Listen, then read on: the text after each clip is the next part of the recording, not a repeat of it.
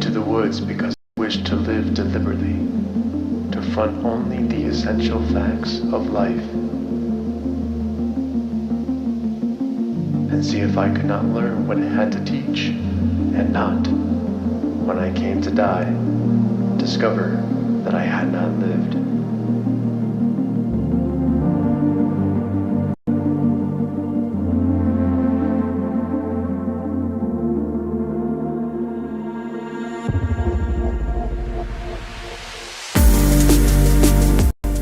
Hello viewers, welcome to the FAT Network. As usual, we bring you information wherever it is today. We are coming to discuss issue that is of national interest, which is about the FGM. We've seen different groups have been advocating on this issue. It has now become a national debate.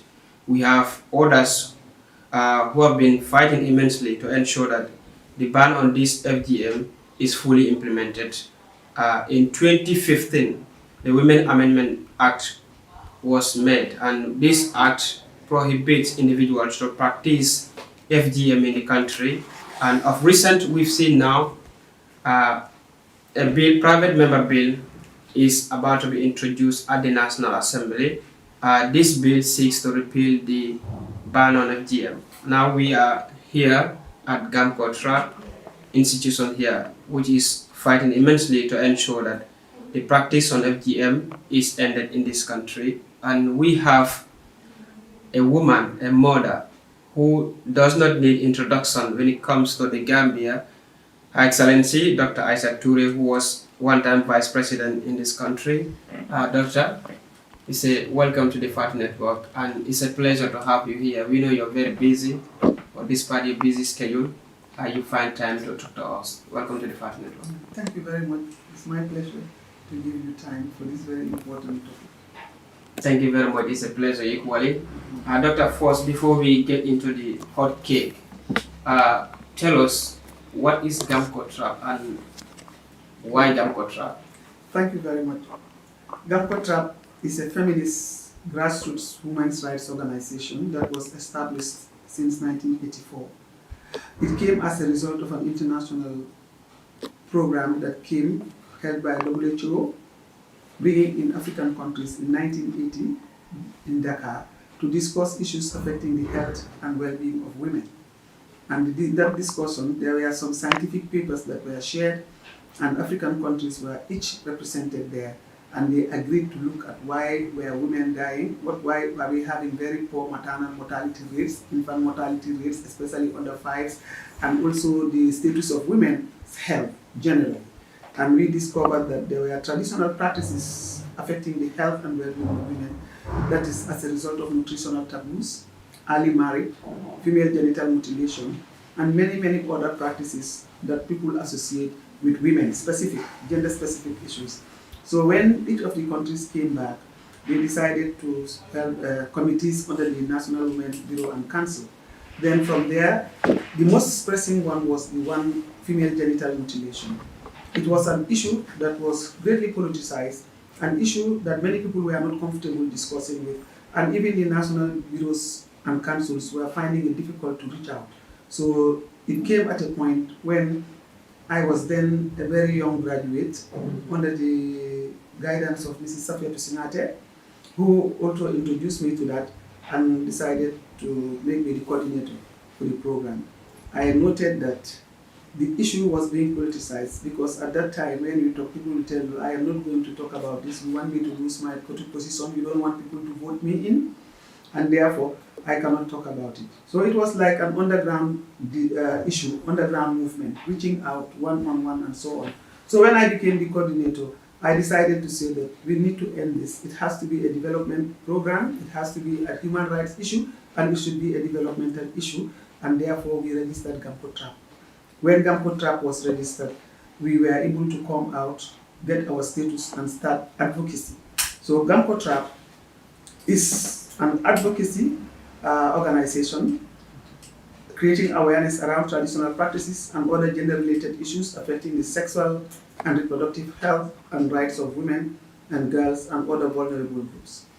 As a leading women's rights organization, in the Gambia. We have worked tirelessly, like you rightly said, in the area of women's promotion.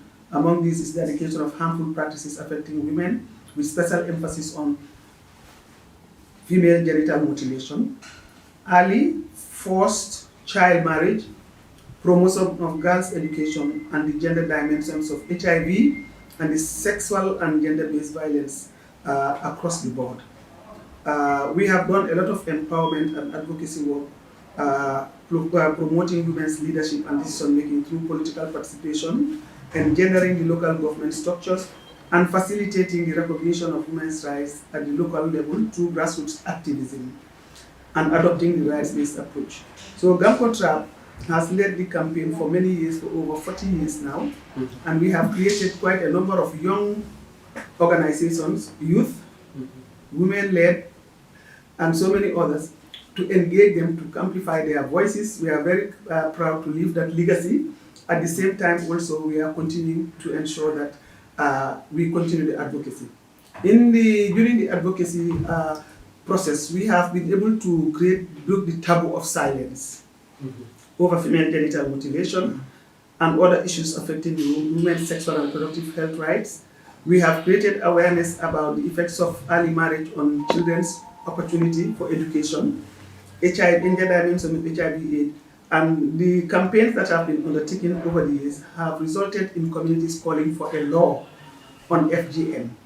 That was why in 2015, we were on the 5th dropping of the knife ceremony in the CRR at Jareng, where President Jammeh called my colleague Ami Bojang Sissoho to tell me that he is going to ban female genital mutilation. He has learned the truth and he knows we are doing the right thing, and that he will ensure that Parliament will engage in promulgating a bill that would be. And we were lucky to have a very good lawyer who was then Ami Bensouda, who actually came with the first draft, a very, very comprehensive draft, and just to support the government to be able to start the process. And from there, that bill went through a lot of processes and it became a law in 2015.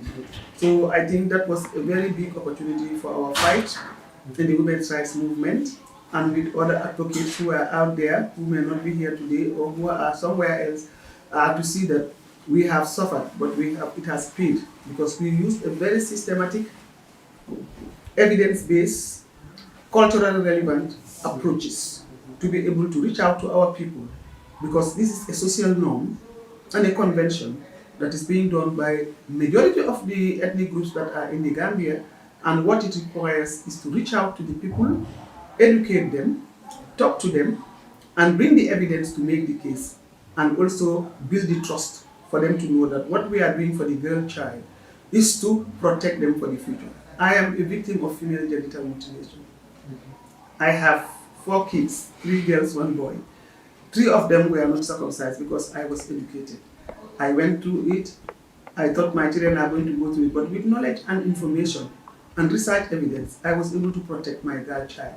And in Gamtrap, what we do is to reach out to the communities, speak the language they understand, stay with them where it is. We work both day and night for them to build trust and ask us questions that we know and that we don't know, and we try to look for the evidence and the answers for us to come together. So the getting of that bill or that law in 2015 was as a result of reaching out to the people out there who are affected, showing the evidence, listening to them, let them tell us how we must approach the issue, and through that, they were able to introduce us to the cluster approach, where circumcisers are dealing with clusters, and each cluster was subjected to a rigorous empowerment process for at least 2 or 3 years. Then we reach to the abandonment of FGM.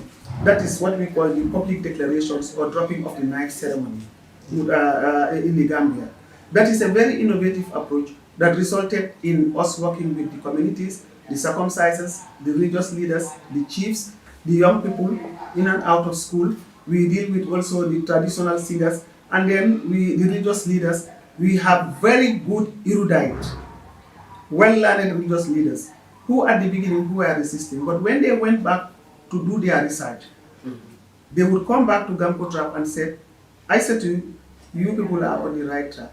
we took it for granted that it was a religious injunction, but it is nowhere to be found in the Quran.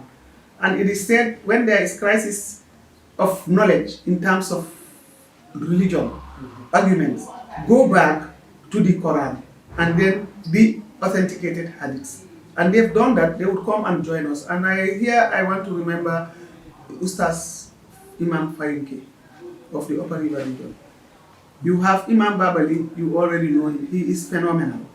You have Ustaz Khalifa Jame, the late Ustaz Khalifa Jame. You have also others who are Imam Mane, the late Imam Mane, and many others in the rural areas who care about their congregation, who care about their people, who led us and worked with us for many years to educate, bring the information and the fear of God in educating their people. So the law did not come out of force, it came as a result of enlightenment.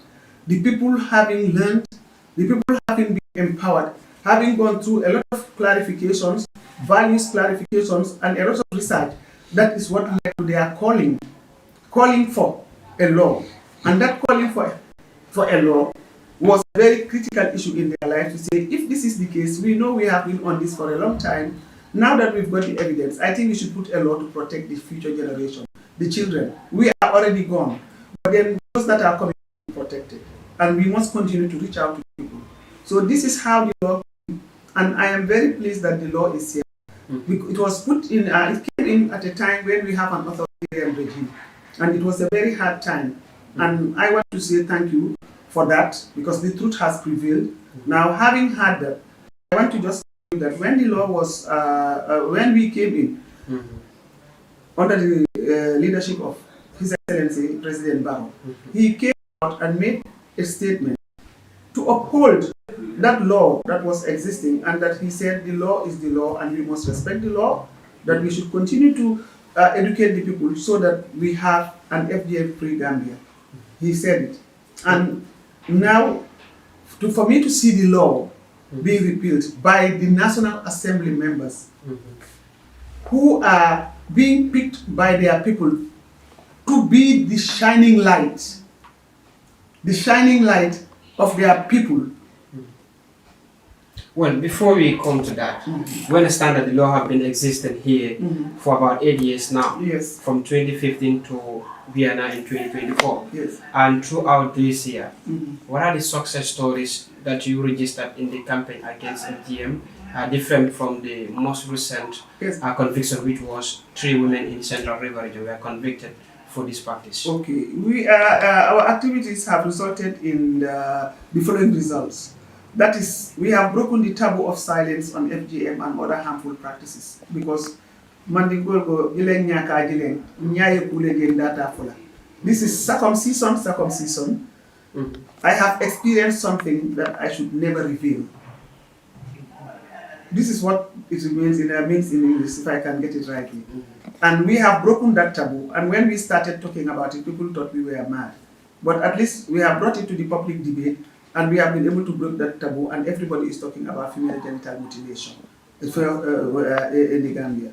The rights-based approach has been gained acceptance and recognition in all NGO work in the Gambia, because the approach we were taking, apart from the cultural relevant approach, we were using the human rights discourse to look at the rights of the child, rights of the woman, rights to access to knowledge, and right to health, right to well-being, and so on. So we introduced the rights-based approach, you understand, through the advocacy we do, and that one also has been adopted, and that opened the door for the debate to take place, for everybody to have right to be there, because what people will tell you, people who are not circumcised, what business are they going to do with what has happened to us? So we said it's a human rights issue. It's not a personal issue, it's a human rights issue, and people have a right to talk about the right to information, the right to be protected, the right to participate and be included, and all these other things. And that played a lot in how much we were able to reach out to even people who were not circumcised, but were also development experts, were also interested in protecting the girl, and we are looking at it from a health perspective.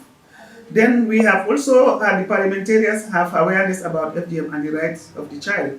We have done training for a lot of National Assembly members over the years, and we have series of pictures. Even those that are currently there, we still have their pictures, their testimonies, and their stories about about the trainings that we did and what were the opinion. We have that. So of course we know that Parliament changes every 5 years, and there may be new ones. If we did not capture you as a National Assembly member, we have captured you in your community or in the invitations that we send for you to be part of, either in groups or in opportunities that shows itself. And we have been talking about it also in the newspapers and in different quarters. We have also, the anti-FGM law has been prohibiting FGM in 2015 as an amendment to the Women's Act 2010, which protects women and girls from FGM and other harmful practices. We had the existing women's bill. We have been very instrumental as an organization working on women's rights to influence, work and do a lot of awareness about the need to put this Bill of Rights that will protect the rights of women and girls and other vulnerable groups such as people with disability. Then we have the Women's Protocol has been fully ratified in 2006. Gamtrap was very instrumental in that, working with the National Women's Bureau and Council then, and then other NGOs mobilizing action around them as an NGO or a CSO, and then creation of community-based facilitators at community level, because working within their cluster villages for sustainability. What is important here is that many people want to talk about development work, but they don't want to be in the communities. We talk about the issues of women, the poor people, the poor farmers, the poor this, the poor that, and then when it is time to go and reach them, for them to be empowered, for them, we are not likely to be there all our lives. We are not likely to be there all the time. So, and violence against women is pervasive. It is everywhere. What we try to do is to get the community, identify their graduates who have left school or who have dropped out of school or who they trust people that they can communicate with. We train them on the rights discourse, we train them on social mobilization and advocacy, we give them the tools, and then they continue to work. We have been able to create quite a number, and we call them community-based facilitators. And a lot of the NGOs that are existing now are benefiting from them. When they go to the field, they find either our community-based facilitators or the circumcisers who have been trained and exercised. They try to bring them to talk to them, but they don't want to stay. So the community-based facilitators are a very important part of Gamtrap advocacy work, because they are the ones who actually are working with the clusters, and we do a lot of work with them to be able to reach out. Yeah. These are all achievements that you registered over the years. And we have also currently witnessed 7 dropping of the knife ceremonies. Those are the cultural relevant strategies where regions come together. Like if you go to the URR, you have, let's say, about 80 communities who have dropped the knife, and number of circumcisers supporting them, supporting the community, supporting their circumcisers to be celebrated, to recognize them as leaders and not to be considered as killers, because people misinterpret. When they become empowered, they say, these people have been killing our children, they have been causing havoc. But the circumciser is not a bad person. The circumciser is socially constructed in our society to take a responsibility that gives her the duty to perform that on behalf of the society. So if we are going to change and protect the girls, they have a key role, and we should respect them. We should not abandon them. So that is why Gamtrap is very focuses a lot on the circumcised, because they are the cutters. They have the knowledge. They have been given the responsibility by society. So we cannot abandon them like that. We have to also respect them and recognize them and tell them that change this, stop this, protect this, and continue to educate your people. And that's what we have been doing. That's why we have 7 dropping of the knife. That means if there is a dropping of the knife in any region, they would have gone through a process of sensitization and other processes, empowerment, for 3 good years. During the end of the 3rd year, going to the 4th year, that's when we have a dropping of the knife ceremony. Interesting revelations out there. We have also a network of ex-circumcisers engaged in advocacy. That is about 208 of them. You can never know the number of circumcisers that are. You can be sitting down chatting, maybe it's your sister or your auntie who is doing it.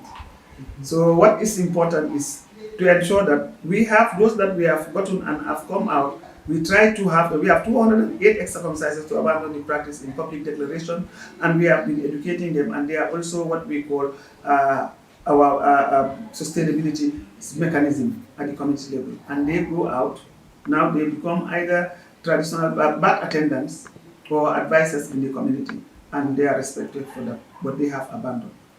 Then we have a legal reform, we have this network, we meet I'm going, as I am talking to you now, I am going to the field. Yeah, that was about my next question regarding the preparation that you people are doing, knowing that a bill is in place, and the first hearing is expected on the 4th of March at the National Assembly. And obviously, we will have members of the parliament who will support this bill, and there will be members who wouldn't support this bill. And then, as parliamentary settings, when majority support this bill, mean that the existing ban on FGM will be repealed. So, do you feel that your activities are on track at this point? Yes, what I want to tell you is part of the achievement also that we have the district chiefs support is very high. And these are the chiefs and alcalos who were leading the campaign when we were working at the grassroots, doing grassroots activism.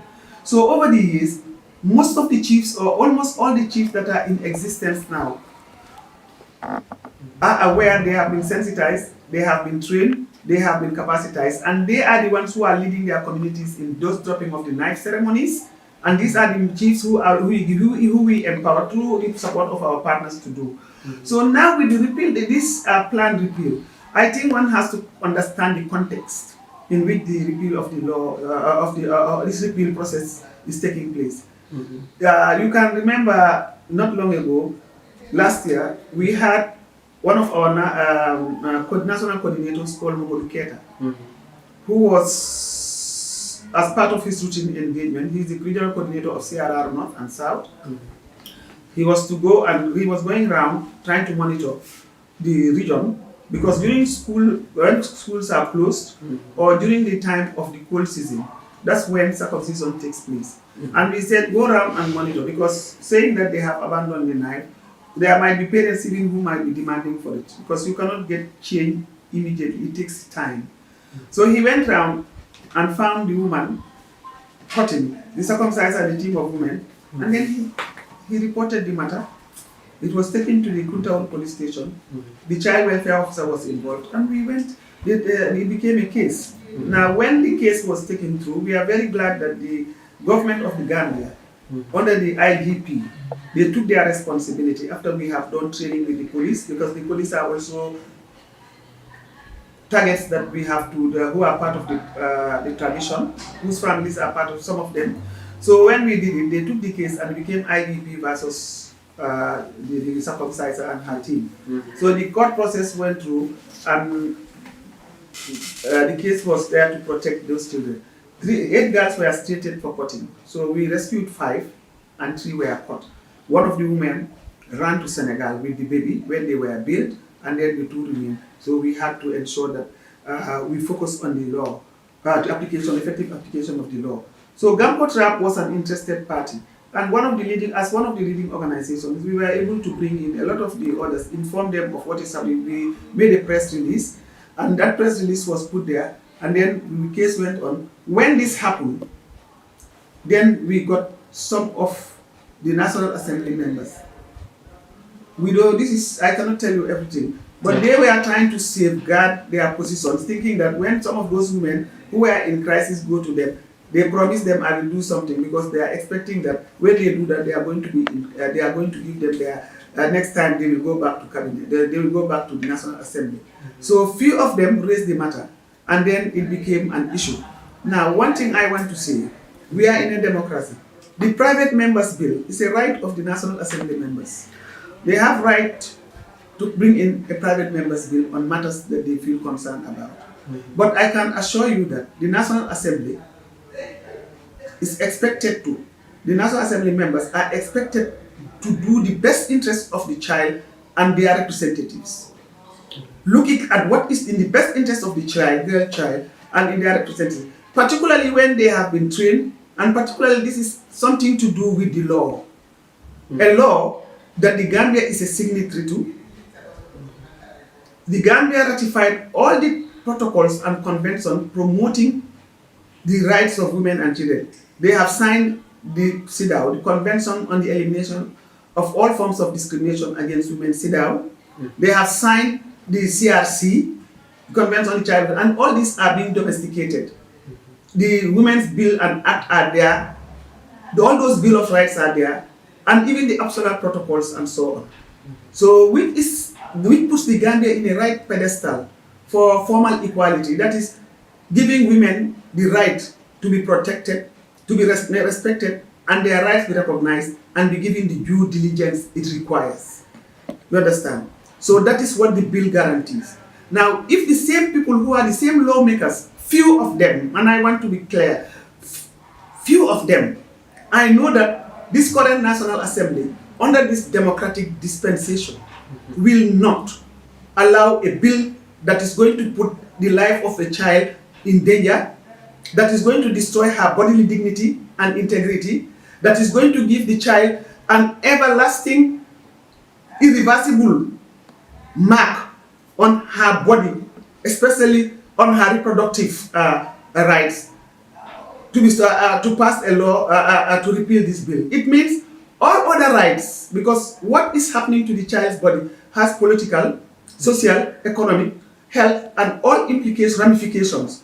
You understand? And where do they stand about their population? Are these the type of people who will come and bring in laws that will be retrogressive, laws that will, opportunities to withdraw laws that have been protective of all these rights and said we are going to repeal it? Then where is Gambia going? It raises a fundamental issue of, should men always be in the House National Assembly, or should we start thinking of getting women and men who care to be there to protect the best interests of the people, the population, boys and girls, men and women, and in all aspects. This is what this is raising. And I think it's a wake-up call. It is a wake-up call for the country and the population. Women constitute 57% of the voting population. They are very dedicated and very diligent in supporting development work and supporting their constituency members.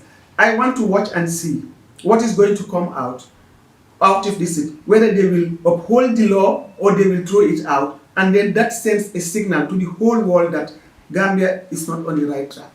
I mean, we have few women that are in the National Assembly. Are you ready to engage these people, women out there in the parliament, to ensure they also convince some of their men counterparts in the parliament there to ensure that they vote against this proposed bill? And this is very interesting. You'll be surprised that some of the women, not all, who were there and had the opportunity of being trained many times by Gamtrap, and they participated in many other training programs with other NGOs who are working on FGM, where some of them were the ones supporting the repeal of the law. Are you disappointed? Of course, all of us are disappointed. All of us are disappointed. I am disappointed and flabbergasted for the fact that these were women we supported to encourage them, because we deal with effective participation of women in politics. We support them, we help them to come out, because we feel we need more women there. When they go there, we expect that they are going to work towards the interests of women, the best interests of women, and promote the rights of women and girls and other vulnerable groups. As mothers also. And it's not that they are ignorant of what was going on. They have all been exposed to this training. We have few of them who stood up. And I must have to call, you have Tumanjai. Tumanjai was there. She came out very clear and unequivocally to stand out to say that she's not in for this. You understand? She was not she didn't sit down. And we want to thank her there. We need many of Tumanjais there. Now for the men, I want to tell you that majority are to uphold the law and not to repeal the law. Whatever may be playing under the game, we are talking. We have been talking to both men and women. But it's unfortunate that you have more men than women in there, and that has to change. It has to change. And we can only change it in this democratic dispensation when women are aware of their rights, and this law that is being threatened, that protects all their rights, all the gamut of rights, is being brought a this thing. Let's say they have right, they are there on the ticket of women also. It's not only men. I mean, for quite long time now, women have been used to score political points because anyone who is campaigning will use the message that women empowerment. Now, like you said, once they are in the house or get the positions, it is a different ball game. I know. Now that these laws have been existing in the country, are you satisfied with the number of prosecutions that are made, or what are still the existing challenges? We have 8 regions in this country. I know. Which region, as per your investigations and all your analysis and data, has the highest number of FGM in the country? Well, if you go by the statistics, you have URR, you have CRR, North and South, and then even the North Bank. But that must have reduced a lot. But then we do not have the statistical information we are getting as globally. It still stands at 73 or 60 something, according to the UNICEF report and so on. Now, I am not questioning that, but I believe that if we are going to have a real picture of how much percentage we have, if it has gone down or not, we have to change the methodological approach of collecting the data. And Gamtrap is working on a concept note to work with one of our partners to help us establish the methodological approach to collecting data regarding female genital mutilation. That is at the realm of academia and in the realm of implementation, which may not be relevant at the moment. But then what is important is that whether it is small or low, across the country, FGM is going on and people are reporting the cases. We are there, with regards to the law, this is the first time we are effectively having the law, a law applied, because all the attempts that were made before the law was put in place, if you go to the police or you take it or you go to court, it is thrown out because there was no law. So it was very critical and very important that we have a law in place that was going to be there as the Bill of Rights for the girl child. Of course, because it touches on women and it touches on tradition and wrongfully associated with religion. It has nothing to do with Islam. Yeah, we have religious leaders. Yes, we have religious leaders who are doing that. But then I am telling you that with authority. I want to talk to you with authority. I'm not speaking Arabic, I'm speaking English. That's what I know. Yeah. But I have read the Quran, I have read the Hadith, I've done the science of Hadith, I have done a lot of religious analysis, and my research work as a master's thesis program was on reconceptualizing traditional practices, the case of female genital mutilation in the Gambia. And I did an extensive research. And when I discovered that this has nothing to do with my religion, I was shocked. And I said, I think I will dedicate my time to deal with this. I know it's not going to be easy. So what is happening is that having the law in place, that is why Gamtrap, when the law was enacted, it is now 8 years, as you said. There was no effective reason, but people were reporting cases of FGM. But because as we are the organization that actually leading on this, and it is part of our day-to-day job, that's what we are doing, it's our passion, working on women's sexual and reproductive health rights. And we've been on it for a long time. So for us, the law is a very critical tool, important tool, and a tool that we can hold the state accountable to. And that is when we had the opportunity. It was women who were part of our programs that break the law. The law is the law. And if the law applies to protect the girl child, I think it should be held. This is where I want to appreciate the work of the Inspector General of Police and all the other actors who were part of this process to ensure that those children's rights are protected, and we set a precedent that nobody will break. Because the person who was doing it was part of our programs. They were empowered, they were given an alternative, and we have actually met her 3 months before this time to follow up to find out how we can be. What is the problem of some National Assembly members and some religious scholars who are misguiding the people to say that if you like, you can do it, if you like, you leave it? Something that does harm, something that leaves a deleterious impact on the child's body and forever affecting different aspects of her rights, you are saying it should be. It's not progressive. So as a mother, do you feel threatened, and do you feel like the rights of the girl child is at stake when you have people trying to repeal a bill that yes, and you know what is happening? The Gambia needs to prioritize. This is the law. Why the law on FGM, which is gender specific, is about the law protecting the girl child and women, that the National Assembly members and some religious scholars are calling for the repeal. They have no, maybe with the private members bill they have rights, but the religious leaders have no rights. They have no reason why they should influence that, and they have no reason why they should engage in fostering and pushing people to come out and repeal a law that protects the rights of 51% of the population, particularly those that are vulnerable. They are powerless. They have when it is done to them, they it's not their decision. You know what I mean? So it's about understanding the rules of good governance. Understanding the rules of good governance will protect the citizenry. But if this one is repealed, that's the beginning of the repeal of many things in the country. And where does good governance stand? Yeah, very, very well. I know, Doctor, you are very busy, that you have a lot of preparations. We are now going, yes, as I'm talking, I am getting ready with my team. We are leaving tomorrow morning. We are going to reach out and we're going to do advocacy, because I am being called, the organization is being called, and under the Canadian Local Initiative Fund, we are implementing projects and programs to create awareness to various target groups and see. We are all waiting for the 4th and hear what is going to happen and see what they are stable for the 4th and on the 18th. Let's see what happens.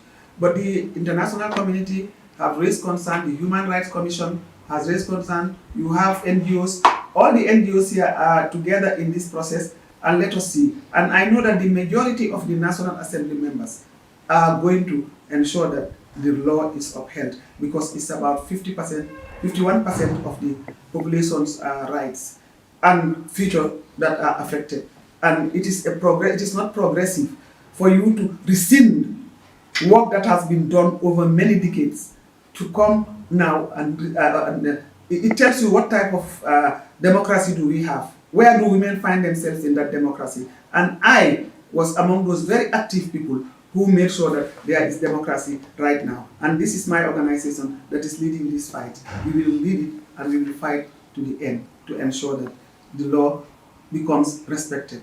We are very grateful to His Excellency, because he has actually talked about respecting the law, upholding the law, and that people should be educated. And that's what we are doing. I mean, in nutshell, what will be your concluding remarks, and what advice do you have for the mothers and fathers out there as far as this campaign against FGM is concerned?